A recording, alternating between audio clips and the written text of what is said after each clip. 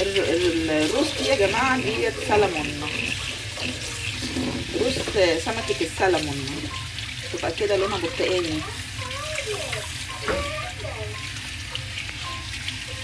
هنغسل الحاجه بالليمون،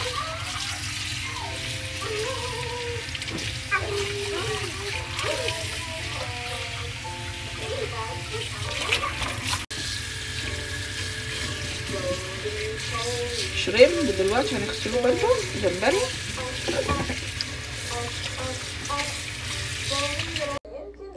دلوقتي يا حبيبي هنعمله ايه؟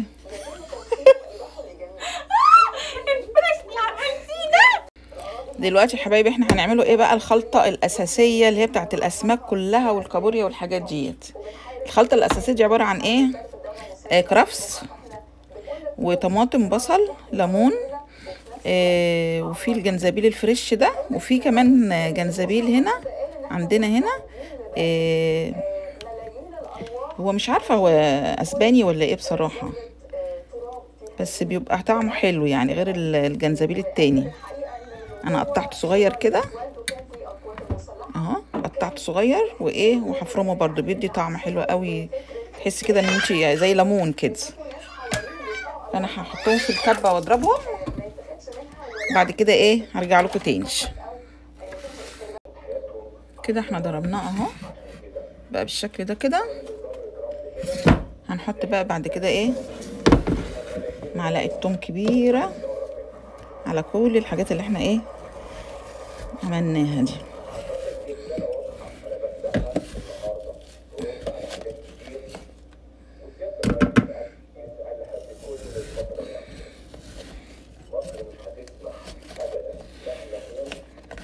ده هتاخديه للشوي، تحطي فيه سمك الشوي، تحطي فيه راس السلمون، وتاخدي منه جزء برضو تحطي فيه الكابوريا والجمبري، مع طبعا ايه طرنشات بصل تاني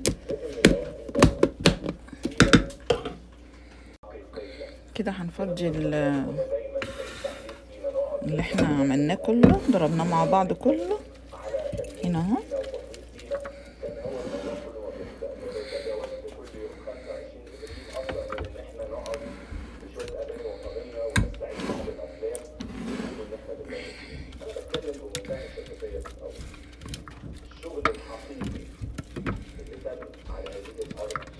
الجنزبيل ده بتاع هنا حلو قوي، بحس كده ليمون، كله ليمون.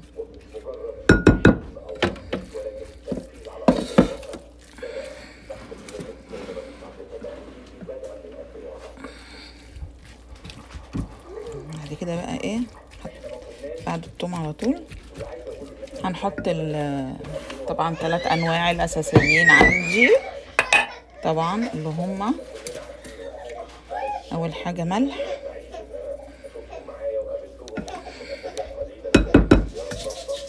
السمك طبعا لازم تحيقيه ملح حلو قوي، عشان بعد كده لو عملتيه وحاولت تحيقي مش هياخد الملح ده تاني، مش هيستجيب للملح ده تاني، فلازم تحيقيه مبدئيا من الاول.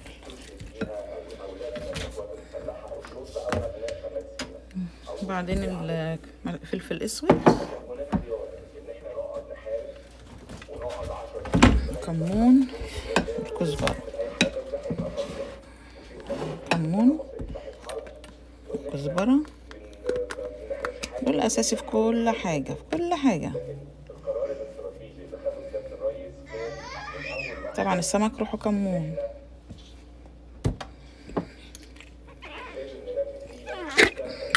كزبره، ده كمون، فلفل اسود متكتروش يعني، مش شرط فلفل اسماك.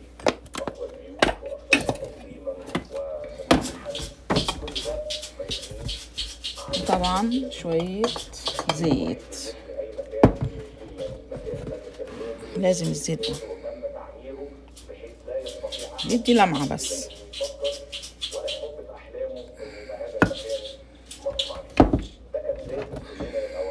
كده نقلب.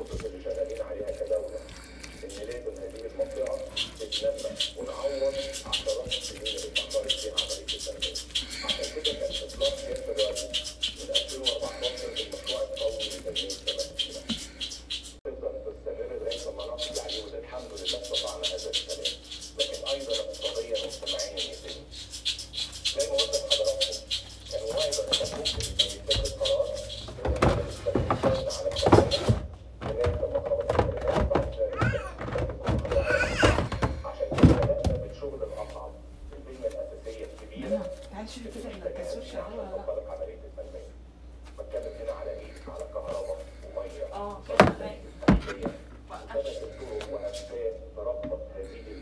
دلوقتي احنا ايه هنحشي السمك.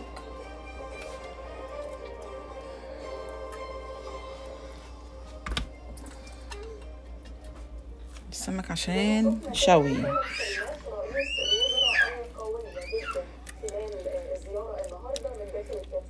طبعا غسله ايدي. وتفقد ايضا معبر رفح، وشفنا الحقيقه تاكيد على رسائل عديده ومنها ان مصر اجهضت مخطط اعاده تخطيط الشرق الاوسط. زي ما احنا عارفين ماشي حلو كده كويس قوي. رئيس الوزراء الاسرائيلي قطع الليمون ديت ممكن تتحط جواه برضو، بيعمل ريحه حلوه قوي. في الراس واحده، في ناس بتحب تاكل الراس قوي وانا واحده منهم.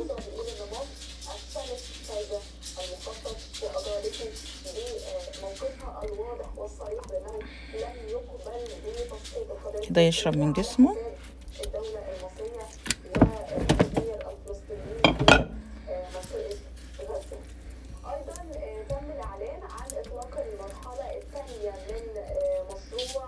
كده خلصنا من السمك الشوي. خليني اقول لحضراتكم بعض الارقام وبعض المشروعات. مستهدف ان يكون في مشروعات بحوالي 360 المدارس. جمبري برضو هيتبل. وايضا هيكون في مشروعات كبيره علشان تستهدف ان يكون عندنا استثمارات ايضا في هذه المنطقه. ناخد برضو جزء من التتبيله دي. استثمارات عالميه الا من خلال اقامه المشروعات على ايه؟ الجمبري. نظره مختلفه لسينا. هي تكون منطقه معمره جاذبه للاستثمارات مختلفه، استجابه طبعا لموقعها المتميز، وان هي الحقيقه تستحق هذا الاهتمام بالتزامن مع محاربه الارهاب، واللي يمكن ده ايضا اكد عليه الدكتور مصطفى مسعود. خلينا نقرا بقى هذا المشهد ونقرا هذه الرسائل مع حضراتكم ونحللها من خلال استقبالنا على التليفون لسيادة اللواء عادل العمدة مستشار الأكاديمية العسكرية للدراسات العليا والاستراتيجية. مساء الخير سعادة اللواء. أولا نتكلم على دلالات كده ايه السلمون برضه هنتبله.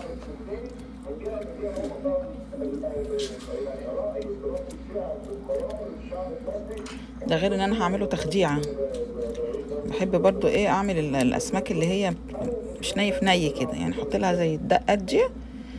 ده غير البصل والطماطم والتخديعه بتاعته اللي هتتصب عليها بعد كده وتخش الفرن.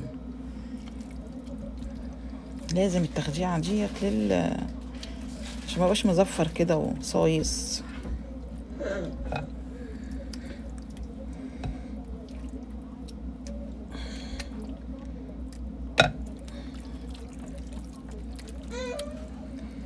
كده ايه من هنا ومن هنا. سمكة السلمون دي حلوة بتبقى ومغذية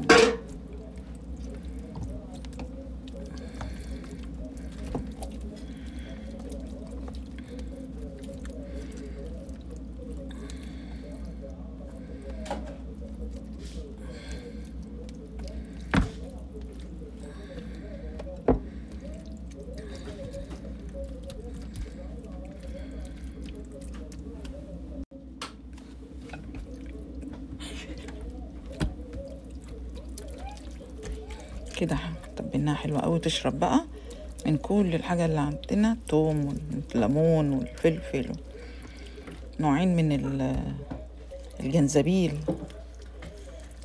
النوع بتاعنا العادي ونوع تاني مش عارفة اسباني ولا ايه بصراحة، بس حلو عجبني يعني. انا بستعمل فيه كل اكلاتي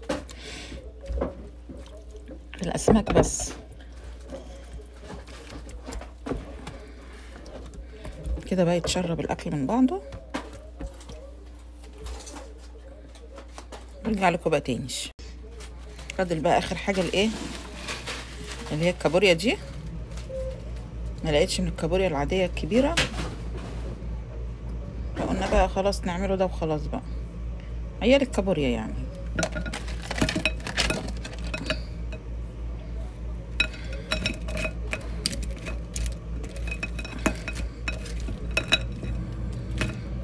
احنا هنا منضفينها وعاملينها مجهزينها خالص.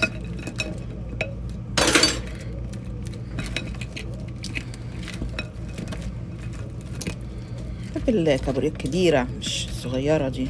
هعمل ايه بقى؟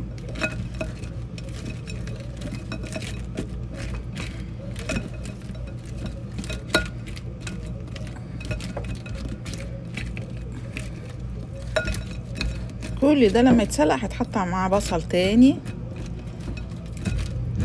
خضرة بقى وطماطم وكده، عشان تبقى ايه شوربته حلوة.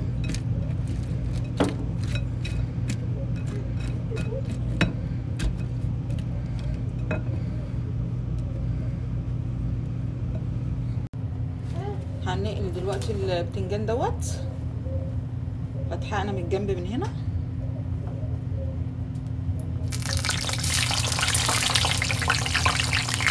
وبحشيت توم وملح وفلفل،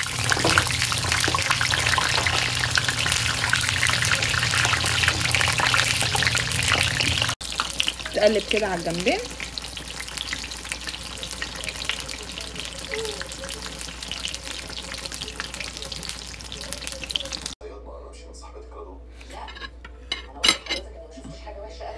اهو كده بقى ايه البتنجان بقى كده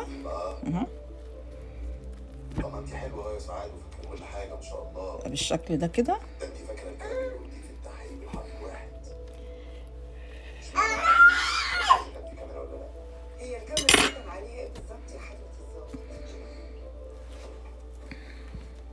كده بس مش هينفع اقول لك عليها يا ست سعاد، انت ما تعرفيش حاجه عن الكاميرا دي يا سعاد.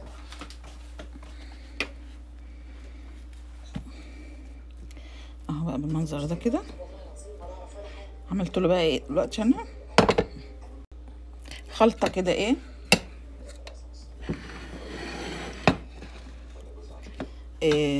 فلفل احمر حامي، توم، اعمل عصرة ليمون،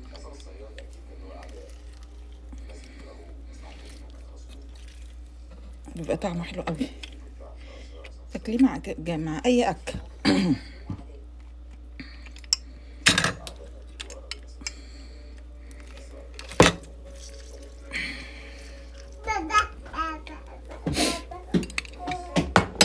هيقعد بالكمون،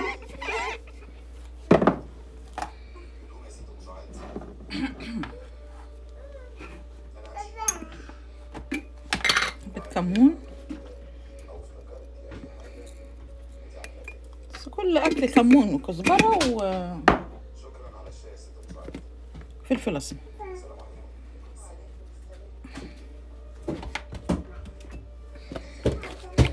طبعا بحط له الزيت عشان هو مقلي في زيت ومليان زيت.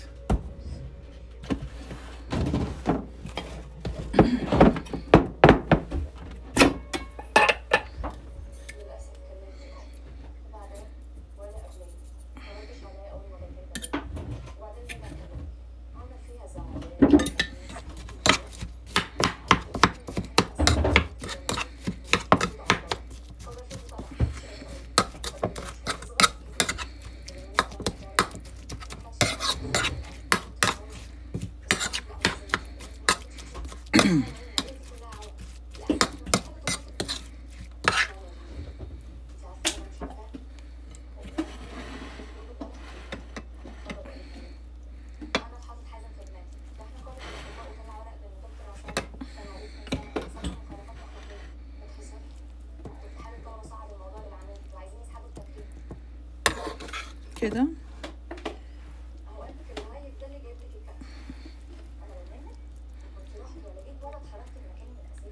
بيبقى حلو بالفلفل الاحمر، منظر حلو وطعم حلو عن الاخضر. البتنجان كله لازم يكون فلفل احمر.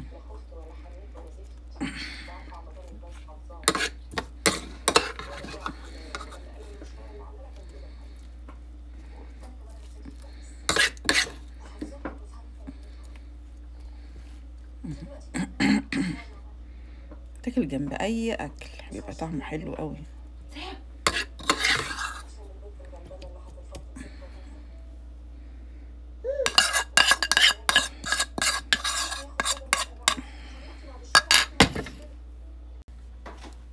دلوقتي احنا هنعمله ايه شوربة السي فود. حطيت زيت بصلة،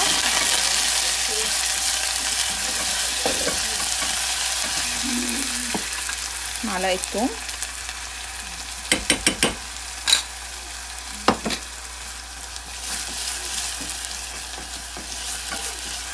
نقلب شوية كده.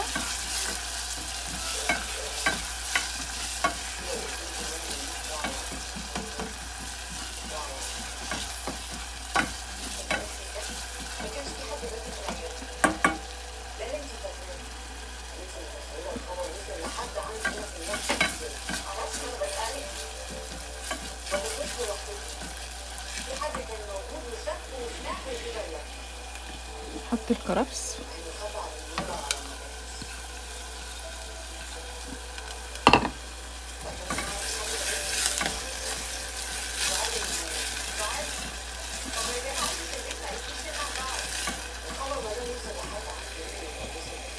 حط معلقة دقيق،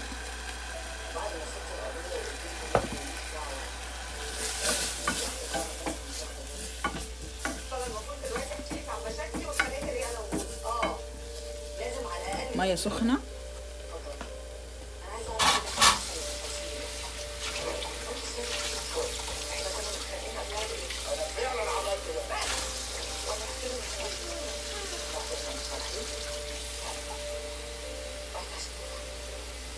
كان في نيتي ان احنا نتصالح، بس للاسف الموضوع ما وصلش كده.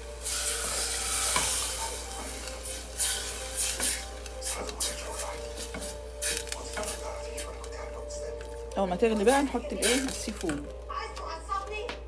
ما تفهمني بالظبط انت لا ما اعرفش. ايهاب ابن خالتك اللي رجع يبعت لك تاني من كندا وتردي عليه. ايه الهبل ده؟ ده بيبعت مسجات عادي وانا برد عليه بكل ادب واحترام. شيء انا حرة. خلاص وانا كمان حر. لا مش حر، دي خدين. هو ايه الحكايه؟ انت بتتكسف عليا وما تفتحش تليفوني؟ دلوقتي كده المية غلت،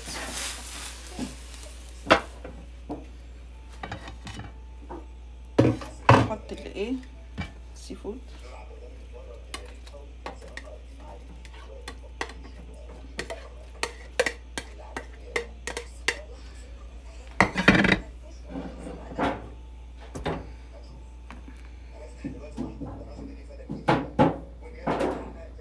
طبعا عين تانية صغيرة، وايه نعمل حاجة تانية.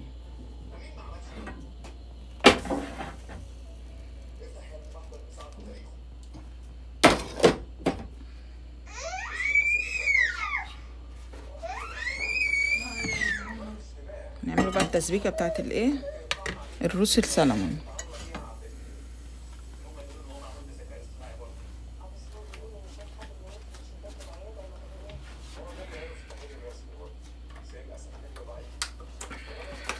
شوية زيت،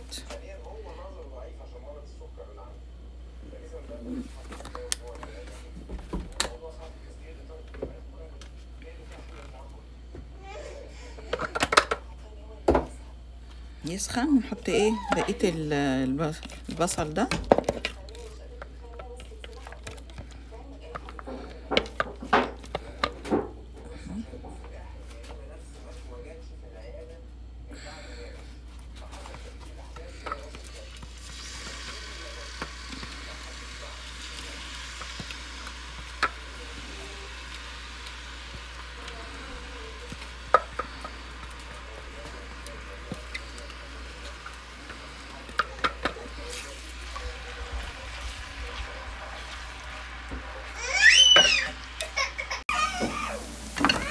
نحط معلقة توم كبيرة برضه.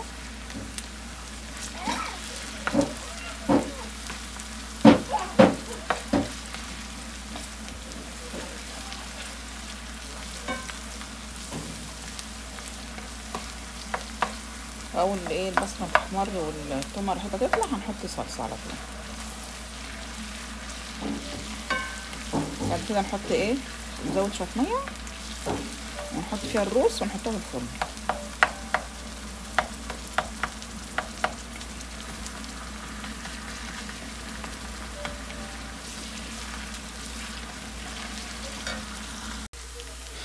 كده ايه البصله ايه ابتدت تحمر اهي.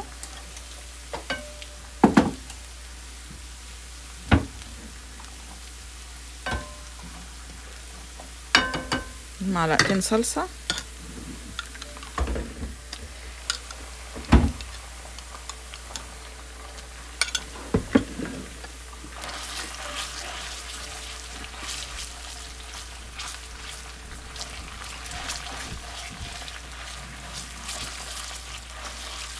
مية سخنة، مية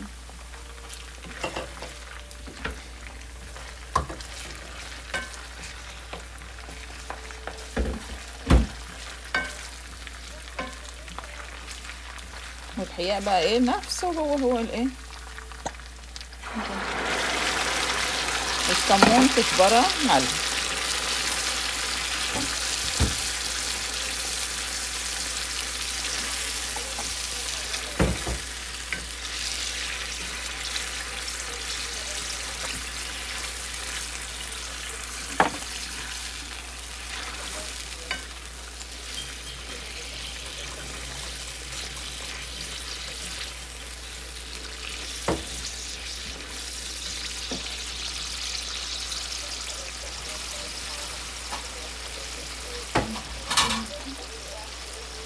نزود ميه عشان السمك هو اللي هيستوي فيها الميه دي. بص اللي هو السلمون هتستوي جوه دي.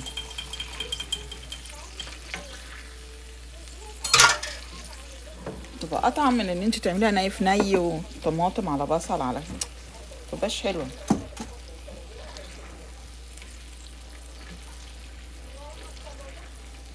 حتى لو سمك بولتي برضو قليتيه وترقديه هنا كده وتحطيه في الفرن بيبقى حلو برضو.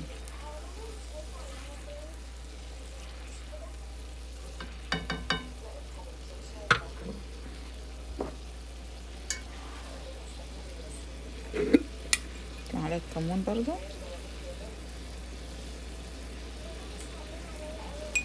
كمون حلو برضو مش وحش البني ادم، بيبقى حلو برضو، مغص ولا حاجه بيبقى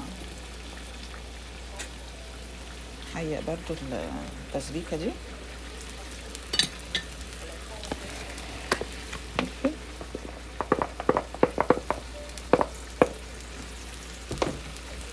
كزبرة،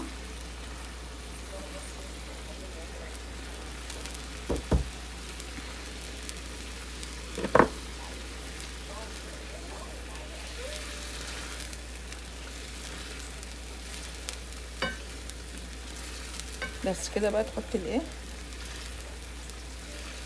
هوريكم بقى ايه بتتعمل ازاي.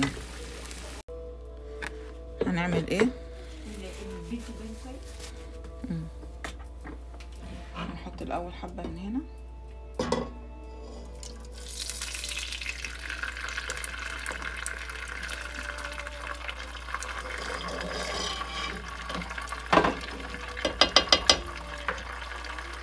راس السمك،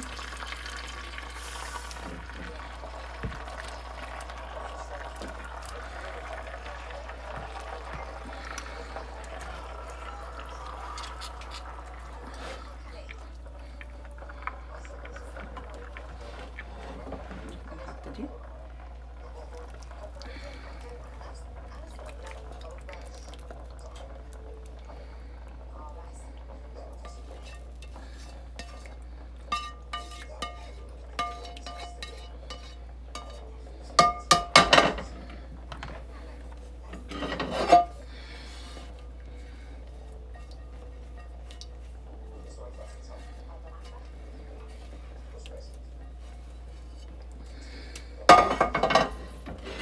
كده.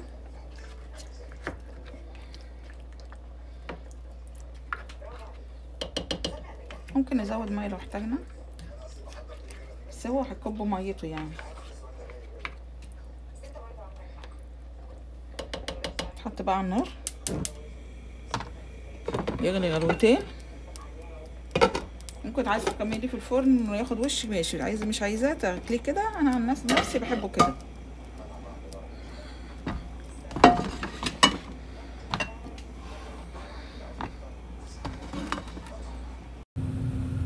هنعمل رز الصياديه.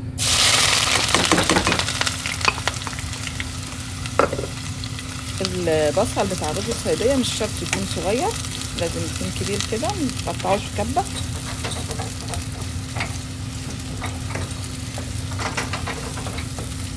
كده كده مش بيبان في الرز. كده دلوقتي البصله ايه اهي كده خلاص تقريبا كده خلاص. حط الميه بقى.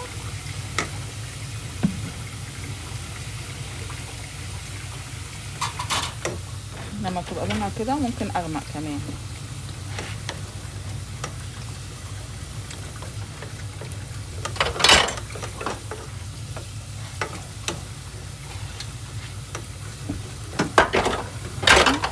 نبتدي نحط ايه حبه صغيرين خالص عشان ايه تغمق لي الميه اكتر. حبه كده بس كده.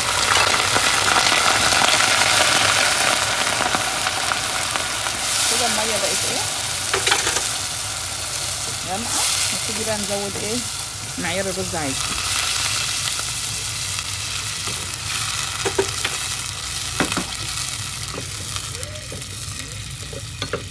برضو شويه كمون وشويه ملح بس. كزبره لا.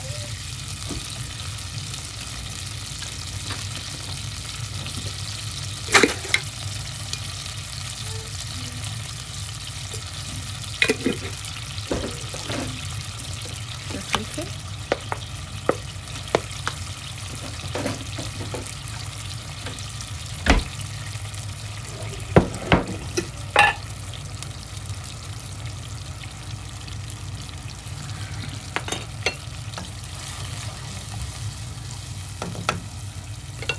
اول ما تغلي بقى نحط الرز.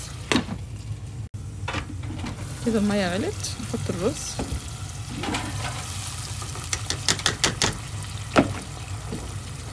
لو عايزه ميه حط، ما عايزتش خلاص.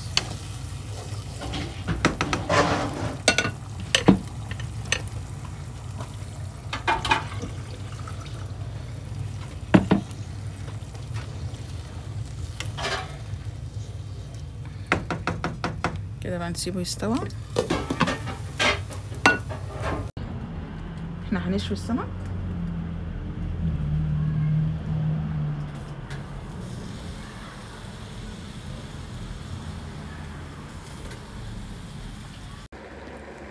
بس حبايبي كده ايه الاكل كله ايه شغال على النار. دي الكابوريا وده السي فود اهو.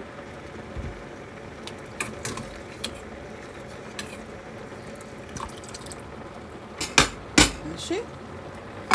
ودوت الجمبري.